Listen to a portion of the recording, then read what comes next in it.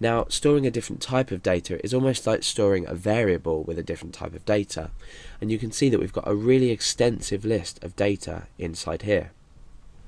Now, through the tutorials that I'm going to be taking you through, we're not going to be focusing on lots of different types of data, but they're for you to play around with and match them to your suitability when you go on and develop further applications. Now, the ID, remember, is a number that auto-increments to give each row a unique value, and you'll see how that works in a moment if you don't quite understand it yet. So what I'm going to do is I'm going to choose this as a type int because it's an integer. You can also have things like tiny int, small int, medium int, big int, so they're all different types of numeric data values, decimal, float, double as well. So I'm going to choose int for this. You can even choose something like small int or medium int. However, if you expect, say, 100 users on your website, this is fine.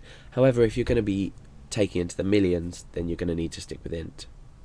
Okay, so length values we don't need to worry about. Default we don't need to worry about in this case because ID is going to be incrementing.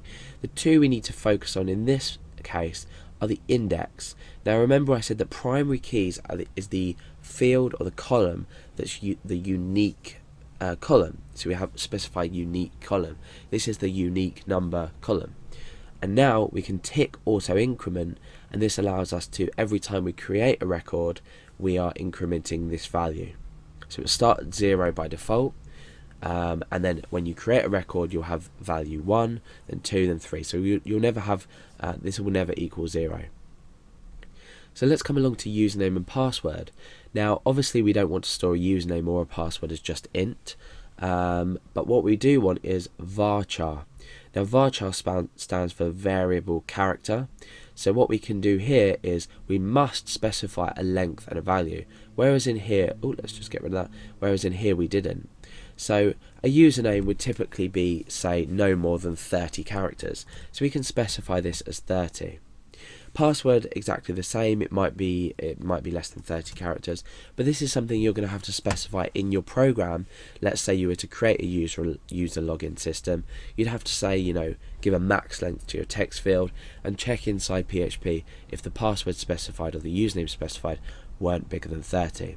Because anything bigger than 30 attempting to be written into this table is going to be cut off. If we were to create a password that was 32 characters, it would end up getting rid of the last 2 characters and would just end up with 30. So there's nothing else we need to set for the username and password in this case. We can set default values, but because we already always want these to be specified, there's no need. Default just means you can specify a default value if no data is specified to be written.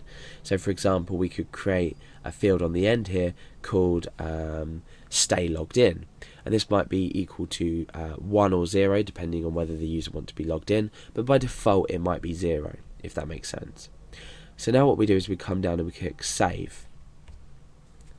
Now what you can see is that we've created now a table here called users, and we've got a number 1 in here to show that we've got one table. So let's click back on this table so we can have a look inside. Now you see we've got the information outlined here for us in a table. You can see the ID is underlined, which means it's a primary key, and we've got our type here. So you can see int is a length of 11, so a length of 11 digits of integer data. This might be considered a bit too much, but like I said, if you were going to go into, say, millions of users, this is what you'd specify. Otherwise you could go for something smaller. You've got varchar 30, and we didn't change the password. I've just noticed we've kept this as an int. So this is a good time to show how we're going to edit some of our values.